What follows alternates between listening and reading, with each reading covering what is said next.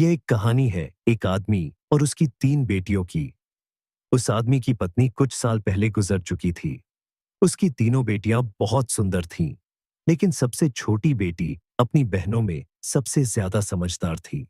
उसका नाम ज़ैनब था। करमदीन अपनी तीनों बेटियों से बहुत प्यार करता था और उसने कभी भी अपनी बेटियों को मां की कमी महसूस नहीं होने दी। वह हमेशा उनकी हर ख्वाहिश पूरी करता था। अब बेटियां बड़ी हो चुकी थीं और खुद से खाना बनाने लगी थीं। जब भी करमदीन काम के सिलसिले में बाहर जाता, तो उसकी बेटियां उसके लिए खाना तैयार करके भेज देती थीं। उसी गांव में एक बेवा औरत भी रहती थी, जिसकी एक बेटी थी। यह बेवा औरत अक्सर लोगों से कुछ न कुछ मांगने के लिए चली जाती थी। जब करमदीन की बेटियां खाना बनाती, तो वह औरत अक्सर उसी समय उनके घर आग मांगने के लिए आ जाती। लेकिन करमदीन की सबसे छोटी बेटी ज़ैनब को वह औरत बिल्कुल भी पसंद नहीं थी। जब भी वह औरत उनके घर आती, ज़ैनब अपनी बहनों से कहती, यह औरत हमारे घर क्यों आती है? यह हमें बिल्कुल भी अच्छी नहीं लगती। बड़ी दोनों बहनें ज़ैनब को समझाती, देखो, यह बेवा औरत है और गरीब है। अगर हमारे घर से आग ले जाती है, तो इसमें तुम्हारा क्या नुकसान है? ज़ैनब अपनी बहनों की बातों को सुनकर चुप हो जाती, लेकिन वह हमेशा कहती, देख लेना, यह औरत एक दिन हम सबके लिए मुसीबत खड़ी करेगी। यह सिलसिला लगातार चलता रहा और वह औरत रोज उनके घर से आग लेने आती और मौका पाकर करमदीन के खाने में राख मिला देती। एक दिन करमदीन ने महसूस किया कि उसके खाने में कुछ खराबी है। उसने सोचा कि शायद उसकी छोटी-छोटी बेटियां खाना बना रही हैं, इसलिए कोई गलती हो रही होगी। वह अपनी बेटियों से बहुत प्यार करता था और समझ समझ नहीं पा रहा था कि वे उसका खाना क्यों खराब कर रही हैं। फिर एक दिन उसने तय किया कि वह अपनी बेटियों पर नजर रखेगा। जब करमदीन की बेटियां खाना बना रही थीं, तो वह चुपके से उन्हें देखने लगा। उसकी बड़ी बेटी चावल धो रही थी, छोटी बेटी सालन बना रही थी और सबसे छोटी बेटी ज़ैनब बर्तन साफ कर रही थी। कुछ ही देर में खाना पककर तैयार हो गया।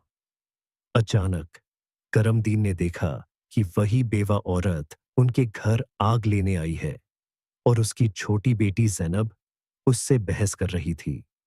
उसकी बड़ी बहनें ज़ैनब को समझा रही थीं, कोई बात नहीं ज़ैनब, यह बेवा औरत है, इसे आग लेने दो। लेकिन उस बेवा औरत ने आग लेने के बहाने करमदीन के खाने में राख मिला दी और सारा खाना खराब कर दिया। यह देखकर करमदीन बहुत गुस्से में आ गया। दूसरे दिन उसने उस बेवा औरत को अपने घर बुलाया और गुस्से में पूछा, तुम्हारी हिम्मत कैसे हुई मेरा खाना खराब करने की? वह औरत नाटकीय अंदाज में करमदीन के पास आई और उसके सीने पर हाथ फेरते हुए बोली, अरे, मैं तो यह देख रही थी कि तुम सच में अपनी बेटियों से प्यार करते हो या नहीं। खाना खराब होने पर तुम उन्हें डांटते हो या नहीं, लेकिन तुम तो बड़े अच्छे इंसान निकले, अपनी बेटियों से बहुत प्यार करने वाले। तुमने मेरी चोरी पकड़ ली। अब मुझे यकीन हो गया है कि तुम अपनी बेटियों से बहुत प्यार करते हो। अब आइंदा ऐसा कुछ नहीं होगा। करमदीन ने उसकी बातों पर विश्वास कर लिया, क्योंकि वह बेवा औरत सुंदर थी। उसके व्यवहार से प्रभावित होकर करमदीन ने उसे अपनी पत्नी बनाने का फैसला किया। कुछ ही दिनों में उसने अपनी बेटियों की इजाजत के बिना उस बेवा औरत से शादी कर ली और उसे अपने घर ले आया। शादी के कुछ ही दिनों बाद वह बेवा औरत करमदीन की तीनों बेटियों से सख्त नफरत करने लगी। वह चाहती थी कि किसी भी तरह करमदीन की बेटियां घर से निकल जाए। उसने उन्हें घर से निकालने के लिए तरह तरह के मंसूबे बनाना शुरू कर दिया। वह जानती थी कि करमदीन अपनी बेटियों से बहुत मोहब्बत करता है और उन्हें जरा भी दुखी नहीं देख सकता। उसकी अपनी बेटी हमेशा कीमती कपड़े पहनकर घूमती रहती थी, जिससे वह मॉडर्न लगती थी। लेकिन सौतेली माँ ने करमदीन की तीनों बेटियों को घर का सारा काम करने पर मजबूर कर दिया। वह उन्हें ठीक से पेट भर खाना भी नहीं देती थी और धीरे धीरे उनकी दूसरी जरूरतें भी कम कर दी। तीनों बहनें हर समय दुखी रहने लगीं। एक दिन दो बड़ी बहनें रो रही थीं, तो ज़ैनब अपनी बड़ी बहनों के पास आई और कहने लगी, प्यारी बहनों, आओ हम तीनों कहीं बाहर चलें ताकि हमारा दिमाग फ्रेश हो जाए। फिर वह तीनों बहनें घर से निकल गईं और चलते-चलते एक जंगल में जा पहुंची। वहां एक घने दरख्त के नीचे बैठकर वे रो-रो कर अपनी मां को याद करने लगीं। इतने में उनके पास से एक अल्लाह वाले बुजुर्ग का गुजर हुआ। ज़ैनब जमीन पर बैठी रो रही थी और कह रही थी, ऐ मेरे अल्लाह, हम मजलूम लड़कियां हैं और बहुत दुखी हैं। आप देख रहे हैं ना कि हमारी सौतेली माँ हम पर कितना जुल्म करती है। हम कितने दिनों से भूखे हैं। अल्लाह वाले बुजुर्ग पास ही खड़े होकर उनकी बातें सुन रहे थे। फिर वे ज़ैनब से मुखातिब होकर बोले, बेटियों, तुम तीनों यहाँ इस दरख्त के नीचे रोज आती हो। तुम्हें क्या दुख है? तुम मुझे बता सकती हो? ज़ैनब ने रोते हुए बुजुर्ग को सारा वाकया सुना दिया। उनकी बात सुनकर बुजुर्ग को बहुत दुख हुआ। वे बोले, बेटी, यहाँ से थोड़ी दूरी पर मेरी झोपड़ी है। मैं वहां रहता हूं और इबादत करता हूं। मेरी झोपड़ी के बाहर एक अनार का दरख्त लगा है, जिस पर पके हुए अनार लगे हुए हैं। तुम जाओ और उस दरख्त से जितने मर्जी अनार तोड़कर खा लो। यह सुनकर तीनों लड़कियां खुशी खुशी उस झोपड़ी के पास पहुंची। उन्होंने देखा कि दरख्त पर बहुत ही खूबसूरत और रसीले अनार लगे हुए हैं। तीनों ने एक एक अनार तोड़ा और बैठकर मजे से खाने लगी। जब उनका पेट भर गया तो उन्होंने बुजुर्ग का शुक्रिया अदा किया और घर वापस आ गईं। इसके बाद जब उनकी सौतेली माँ उन्हें खाना नहीं देती तो वे रोज जंगल जाती और उन अनारों को खाकर अपना पेट भर लेती। धीरे धीरे उन्होंने अपनी माँ का दिया हुआ खाना बिल्कुल छोड़ दिया। अब उनकी सौतेली माँ सोचने लगी, मैं इन लड़कियों को खाने को कुछ नहीं देती, उन्हें इतना काम करवाती हूं, फिर भी इनके चेहरे पर एक अजीब सी चमक है। इनमें से कोई बीमार भी नहीं पड़ती, बल्कि इनकी खूबसूरती बढ़ती जा रही है। और मेरी बेटी, जिसे मैं अच्छा खाना देती हूं, वह इन लड़कियों के सामने बदसूरत लग रही है। दूसरे दिन जब वह लड़कियां जंगल की तरफ गईं, तो सौतेली माँ ने अपनी बेटी को उनका पीछा करने के लिए भेज दिया। जब तीनों लड़कियां अनार तोड़कर खा रही थीं, तो ज़ैनब ने अपनी सौतेली बहन को देख लिया। उसने बाकी बहनों से कहा, यह लड़की हमारा पीछा कर रही है, मैं इसे यहां से भगा देती हूं। फिर ज़ैनब ने अपना अनार छुपा लिया और बोली, अगर यह सब कुछ अपनी माँ को बता देगी तो यह हमारे लिए परेशानी का कारण बन सकती है। लेकिन ज़ैनब की दूसरी बहनें बोली, ज़ैनब, तुम कैसी बातें कर रही हो? यह बेचारी बेकसूर है। ज़ैनब की बड़ी बहनें बोली, हमारी सौतेली माँ तंग करती है, लेकिन यह तो हमें कुछ नहीं कहती। इसके बाद तीनों बहनों ने अपनी सौतेली बहन को पास बैठाया और उसे एक अनार पकड़ा दिया। लेकिन सौतेली बहन ने अनार नहीं खाया और जल्दी से अपनी माँ के पास जाकर कहने लगी, माँ, वे लड़कियां भूखी नहीं रहती। वे तो जंगल में एक दरख्त से अनार तोड़कर खा लेती हैं। उसी दरख्त के पास एक बुजुर्ग भी इबादत कर रहे थे और उन्होंने भी उन्हें रोकने की कोई कोशिश नहीं की। यह सुनकर सौतेली माँ को बहुत गुस्सा आया और वह सोचने लगी, मैं इन लड़कियों को अनार खाने से कैसे रोकूं? वह पूरा दिन गुस्से में ही रही। जब शाम को करमदीन काम से घर वापस आया तो उसने अपनी बीवी को परेशान देखा। वह बोला, तुम्हें क्या परेशानी है? क्यों इतनी उदास बैठी हो? वह बोली, मेरे सिर में बहुत तेज दर्द है और यह किसी दवा से ठीक नहीं होगा। करमदीन ने पूछा, तो फिर कैसे ठीक होगा? वह तुरंत बोली, जंगल में एक अनार का पेड़ है जिस पर लाल लाल अनार लगे हैं। अगर तुम उस पेड़ को जड़ से काटकर उसकी जड़ें उबालकर दवा बना लो और मेरे माथे पर लगाओ तो मेरा सिर दर्द ठीक हो सकता है। करमदीन ने कहा, बस इतनी सी बात? फिर उसने कुछ आदमियों को बुलाया और उन्हें पैसे देकर कहा, जंगल में एक अनार का पेड़ है, तुम लोग उसे जड़ से उखाड़ो और उसकी जड़ें मुझे लाकर दो। कुछ ही घंटों में वे लोग उस पेड़ को जड़ से उखाड़कर उसकी जड़ें करमदीन के पास ले आए। करमदीन ने जल्दी से आग जलाकर उन जड़ों से दवा बनाई और अपनी बीवी के माथे पर मलने लगा। थोड़ी देर में उसकी बीवी बोली, अब मुझे आराम है, अगले दिन जब तीनों बहनें जंगल गईं, तो उन्होंने देखा कि अनार का पेड़ किसी ने जड़ से उखाड़ लिया है। यह देखकर वे बहुत परेशान हो गईं और सोचने लगीं, अब हम क्या खाएंगे? तभी वे तीनों लड़कियां वहीं बैठकर रोने लगीं। उनके रोने की आवाज सुनकर एक बुजुर्ग आदमी बाहर आए, जो अल्लाह के नेक व्यक्ति थे। उन्होंने देखा और समझा कि लड़कियां क्यों रो रही हैं। वे बोले, इसमें रोने की क्या बात है? अल्लाह तुम्हें इससे भी बेहतर कुछ देगा। फिर बुजुर्ग ने अपनी उंगली से जमीन की तरफ इशारा किया और वहां एक छोटी सी नदी बन गई, जिसमें पानी के बजाय दूध बह रहा था। उन्होंने उन लड़कियों को एक मिट्टी का प्याला दिया और कहा, जहां से जितना चाहो दूध पियो। लड़कियां बहुत खुश हुईं और मिट्टी के प्याले में दूध भरकर पीने लगीं। जब उनका पेट भर गया, तो वे बुजुर्ग का धन्यवाद करके घर वापस आ गईं। इसके बाद उनका रोज का यही काम बन गया कि वे तालाब के पास जाती और मिट्टी के प्याले में दूध भरकर पी लेती। उनकी सौतेली माँ उनकी सेहत देखकर हैरान थी। उसने अपनी बेटी को बुलाया और कहा, मैंने तो जंगल से अनार के पेड़ का नामो निशान मिटा दिया था, फिर भी इन लड़कियों की सेहत पर कोई असर नहीं पड़ा। मैं तो इन्हें पेट भर खाना भी नहीं देती। आखिर ये क्या खा रही हैं, जिससे इनकी सेहत इतनी अच्छी हो रही है? उसने अपनी बेटी से कहा, इनका पीछा करो और पता लगाओ कि ये क्या खाती हैं। लड़की फिर से अपनी बहनों का पीछा करते हुए जंगल में गई। जब तीनों मिट्टी के प्याले से दूध पी रही थीं, तो ज़ैनब ने पीछे मुड़कर देखा और अपनी सौतेली बहन को चुपचाप खड़ा देखा। उसने बाकी बहनों से कहा, देखो, ये लड़की फिर हमारा पीछा कर रही है। तुम लोग जल्दी उठो और इसे यहां से भेजो, क्योंकि अगर इसने हमारे तालाब को देख लिया, तो ये घर जाकर सब बता देगी और फिर घर में हंगामा खड़ा हो जाएगा।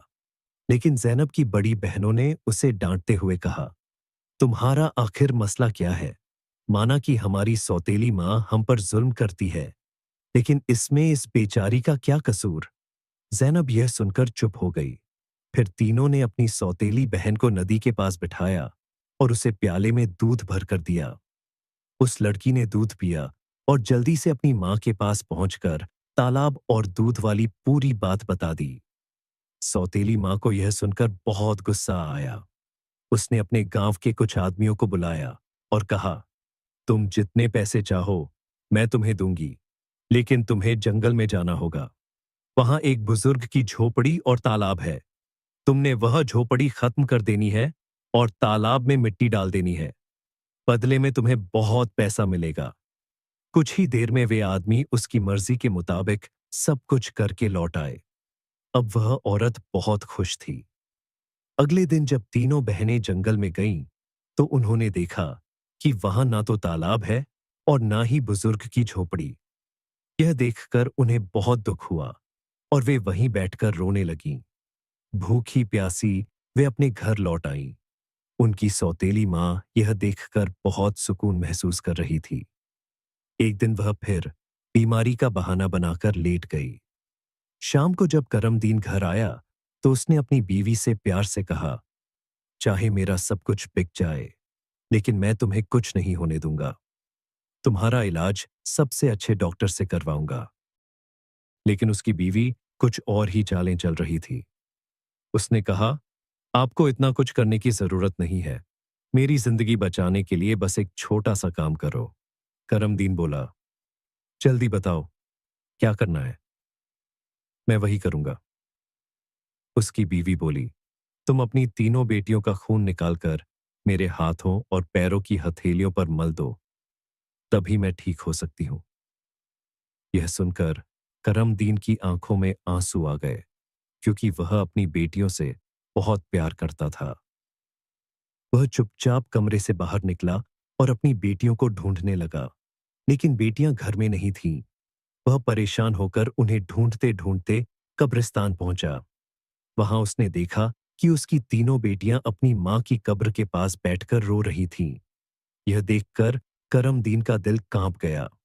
एक तरफ उसकी बीवी की ख्वाहिश थी और दूसरी तरफ उसकी बेटियों की जिंदगी। करमदीन को समझ नहीं आ रहा था कि वह क्या करे। उसने सोचा कि उसकी बीवी उसकी बेटियों से कभी खुश नहीं होगी और उसकी बेटियां अपनी सौतेली मां के साथ खुश नहीं हैं। इसलिए उसने फैसला किया कि बेटियों को कहीं दूर ले जाएगा। वह अपनी बेटियों को गले लगाकर कहा, यशय बेटियों, तुम क्यों परेशान होती हो? मैं तुम्हें कहीं और ले चलता हूं।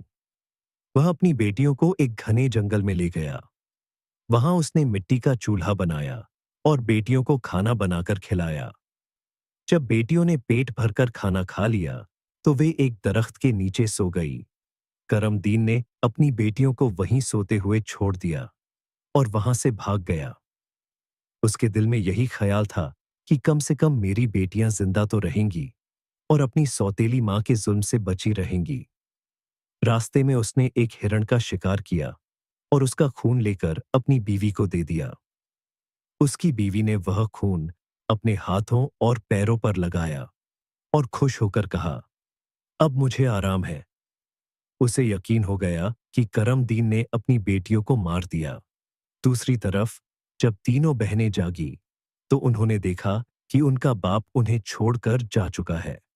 वे अपने बाप को पुकारने लगीं। जंगल में जंगली जानवरों की आवाजें सुनकर वे डर गईं और रोने लगीं। इत्तेफाक से उसी जंगल में तीन दोस्त शिकार के लिए आए थे। जब वे शिकार करके लौटने लगे, तो उनमें से एक दोस्त, जिसका नाम नासिर था, कहने लगा, मुझे लगता है यहां कोई मुसीबत में है। क्या तुम लोग किसी के रोने की आवाज नहीं सुन रहे? मुझे तो किसी के रोने की आवाज आ रही है। चलो जल्दी से देखते हैं, शायद किसी को हमारी मदद की जरूरत हो। फिर तीनों दोस्त आवाज की दिशा में चल पड़े। आगे जाकर उन्होंने देखा कि तीन खूबसूरत लड़कियां बैठी हुई रो रही हैं। नासिर आगे बढ़ा और उनसे पूछा, तुम यहां अकेली क्या कर रही हो और इतना क्यों रो रही हो? जैनब ने नासिर को अपनी पूरी कहानी सुना दी। लड़कों को उन पर बड़ा तरस आया। वे आपस में कहने लगे, क्यों ना हम इन लड़कियों से शादी कर लें। इन्हें एक छत मिल जाएगी और हमारी जिंदगी भी सुकून से गुजरने लगेगी। फिर उन तीनों लड़कों ने उन तीनों लड़कियों से शादी कर ली। जैनब की शादी नासिर के साथ हो गई। संयोग से उन तीनों दोस्तों के घर पास पास थे। तीनों बहनें खुशी खुशी अपने अपने घरों में रहने लगीं। एक साल बाद जैनब के घर में बेटे की पैदाइश हुई। यह देखकर नासिर के दोस्त और जैनब की बहनें बहुत खुश हुईं। धीरे धीरे जैनब का बेटा 2 साल का हो गया था। एक दिन नासिर ने अपने दोस्तों से कहा, मुझे आज फिर जंगल में शिकार करने का मन है। चलो शिकार पर चलते हैं। लेकिन उसके दोस्तों ने मना कर दिया और कहा, हमें किसी जरूरी काम से जाना है। हम तुम्हारे साथ जंगल नहीं जा सकते। नासिर ने जैनब से इजाजत ली और अकेला ही शिकार के लिए जंगल में चला गया। लेकिन इसके बाद कई दिन गुजर गए और नासिर घर वापस नहीं आया। जैनब बहुत परेशान हो गई और उसकी बहनें भी उसकी चिंता देखकर चिंतित हो गईं। जैनब के जीजा, नासिर के दोस्त, ने उसे तसल्ली देते हुए कहा, तुम फिक्र मत करो, हम नासिर को ढूंढकर जरूर वापस लाएंगे। लेकिन खुदा की मर्जी कुछ और थी, क्योंकि नासिर के दोस्त भी उसे ढूंढने जंगल गए, लेकिन वे भी वापस नहीं लौटे। उन तीनों बहनों पर एक बार फिर से गम का पहाड़ टूट पड़ा। एक दिन जैनब अपने बेटे को सुला रही थी कि दरवाजे पर दस्तक हुई। उसने जल्दी से जाकर दरवाजा खोला तो देखा कि एक बुजुर्ग फकीर हरे रंग के कपड़े पहने हुए दरवाजे पर खड़ा था। जैनब ने उसे देखकर कहा, बाबा, मेरा शौहर घर पर नहीं है। मैं आपको घर में आने की इजाजत नहीं दे सकती। जब मेरा शौहर आएगा तब आप आ जाइए। फकीर बोला, बेटी, मुझे बहुत भूख लगी है। किसी भूखे को खाना खिलाने में क्या हर्ज है? जैनब ने मजबूरी में उस फकीर को घर में बुला लिया और उसके लिए खाना बनाने लगी। लेकिन वह जादूगर फकीर बुरी नजरों से जैनब को देखता रहा। फिर वह जादूगर उठकर जैनब के पास आया और बोला, सुनो लड़की, तुम मुझे बहुत अच्छी लगती हो। अपने बेटे को छोड़ दो और मुझसे शादी कर लो। जैनब डर के मारे कांपने लगी और बोली, बाबा, आप कैसी बातें कर रहे हैं? मैं शादीशुदा हूं और एक बच्चे की मां हूं। आपकी हिम्मत कैसे हुई ऐसा कहने की? यह सुनकर जादूगर फकीर को गुस्सा आ गया और उसने अपने जादू से जैनब को कुतिया बना दिया। फिर उसके गले में रस्सी डालकर खींचते हुए उसे ले जाने लगा। इस बीच ज़ैनब का बेटा जोर-जोर से रो रहा था। ज़ैनब की बहनें जब उसके बेटे के रोने की आवाज़ सुनकर दौड़ते हुए घर आईं, तो उन्होंने उसे गले लगाया और अपनी बहन को ढूंढने लगीं। लेकिन उन्हें ज़ैनब कहीं नजर नहीं आई। उनकी सौतेली माँ के बाद अब ज़ैनब भी गायब हो चुकी थी। वक्त इसी तरह गुजरता रहा। अब ज़ैनब को गुम हुए 14 साल का लंबा वक्त हो चुका था। इस दौरान ज़ैनब का बेटा जवान हो चुका था और उसकी दोनों खालाओं ने मिलकर उसे पाला था। एक दिन ज़ैनब की खालाओं ने उसे उसकी माँ के बारे में सारी सच्चाई बताई। यह सुनकर वह बहुत परेशान हो गया और बोला, खाला, आज मैं अपने माँ बाप को जरूर ढूंढने जाऊंगा। उसकी खालाओं ने उसे समझाते हुए कहा, बेटा, जो होना था वह हो चुका। जिन्हें जाना था वे चले गए। अब हम तुम्हें नहीं खोना चाहती। हमारे शौहर भी जंगल गए थे और वे भी कभी वापस नहीं आए। अगर तुम भी चले गए तो हम किसके सहारे जिएंगे? लेकिन लड़के ने कहा, खाला, आप फिक्र मत कीजिए। मैं अपने बाप और बाकी सबको ढूंढकर जरूर वापस लाऊंगा। फिर वह लड़का जंगल की तरफ निकल पड़ा। कई दिनों तक जंगल में इधर-उधर भटकता रहा, लेकिन उसे कुछ समझ नहीं आया कि वह अपने माँ बाप को कहाँ ढूंढे। इसी तरह तलाश करते हुए वह एक ऐसे इलाके में पहुंचा जो पूरी तरह पत्थरों का इलाका था। वहां उसने पत्थर की इमारतें देखी और एक खूबसूरत छोटा सा पत्थर का घर देखा। वह गौर से उस घर को देख रहा था कि तभी उस घर से एक बुजुर्ग बाहर आए और बोले, बेटा, तुम यहां नए लगते हो। तुम्हें इस खतरनाक इलाके में आने की क्या जरूरत थी? लड़के ने जवाब दिया, बाबा जी, मैं अपने माँ बाप और ताया जी को ढूंढने के लिए यहाँ आया हूँ। मेरी माँ को एक जादूगर ने कुतिया बनाकर अपने साथ ले गया था। अल्लाह वाले बुजुर्ग बोले, बेटा, यह इलाका एक बहुत बड़े जादूगर का है। वह बहुत ताकतवर है। जो भी उससे पंगा लेता है या उसे बेइज्जत करता है, वह उसे पत्थर का बना देता है। ये जो तुम अपने इर्द गिर्द पत्थर देख रहे हो, ये भी कभी इंसान थे। जादूगर ने इन्हें पत्थर बना दिया। कुछ साल पहले यहाँ एक नौजवान आया था। उसके बाद उसके पीछे 2 और नौजवान आए। जादूगर ने उन्हें पेड़ और पत्थर में बदल दिया। उसने एक नेक पाकीज़ा लड़की को भी 12 साल से कैद करके रखा है। वह जादूगर उस लड़की से शादी करना चाहता है, लेकिन वह लड़की किसी भी तरह मान नहीं रही। बुजुर्ग की बातें सुनकर लड़का सोचने लगा, यकीनन यह लड़की मेरी माँ है और ये लोग मेरे ही परिवार के लोग हैं। आखिरकार मैंने अपनों को ढूंढ ही लिया। इसके बाद लड़के ने बुजुर्ग को अपनी सारी कहानी बताई और कहा, बाबा जी, आप मेरी मदद करें। इन लाचार लोगों को बचाने का कोई तरीका बताएं। बुजुर्ग मुस्कुराए और बोले, बेटा, अल्लाह हमेशा नेक दिल वालों की मदद करता है। तुम्हें हिम्मत नहीं हारनी चाहिए। लड़के ने रोजाना गुलदस्ता भेजने का सिलसिला शुरू कर दिया और हर दिन उसे ज़ैनब के पास भेजा जाता था। लड़के की उम्र केवल 14 साल थी, इसलिए जादूगर को उस पर शक नहीं हुआ। ज़ैनब को एक कमरे में बंद कर दिया गया था, जहां किसी भी पुरुष को जाने की अनुमति नहीं थी। लड़का रोज फूलों का गुलदस्ता लेकर ज़ैनब के पास जाता था और उस कमरे में हमेशा जादूगर की एक नौकरानी रहती थी। एक दिन किस्मत ने लड़के का साथ दिया और ऐसा मौका आया जब कमरे में ज़ैनब के अलावा कोई और नहीं था। लड़के ने जल्दी से अपनी उंगली से अंगूठी निकाली और उसे फूलों के गुलदस्ते में छिपाकर ज़ैनब के पैरों में रख दिया। जैसे ही गुलदस्ता जमीन पर रखा, अंगूठी की आवाज हुई।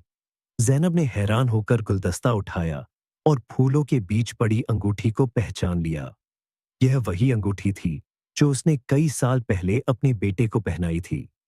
ज़ैनब की नजरें तुरंत गुलदस्ता लाने वाले लड़के पर पड़ी और दोनों की नजरें मिलते ही सब कुछ साफ हो गया। जादूगर ने ज़ैनब को बंदी बना रखा था, लेकिन उसका बेटा अपनी मां को मुक्त करने के लिए योजना बना रहा था। ज़ैनब ने जादूगर से शादी करने का दिखावा किया और उसकी ताकत का राज जानने की कोशिश की।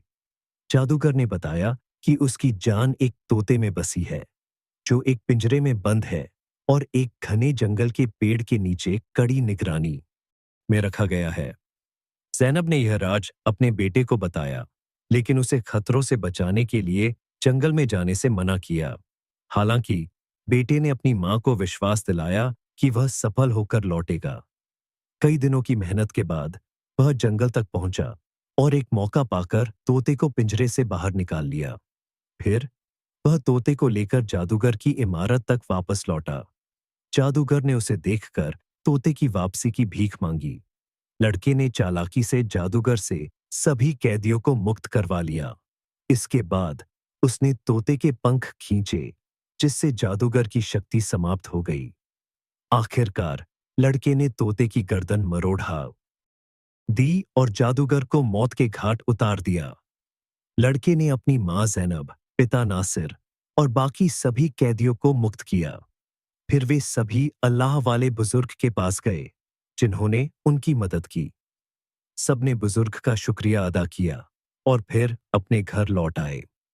ज़ैनब की बहनें अपने पतियों से मिलकर खुश हुईं, जो जादूगर की कैद में सालों तक रहे थे।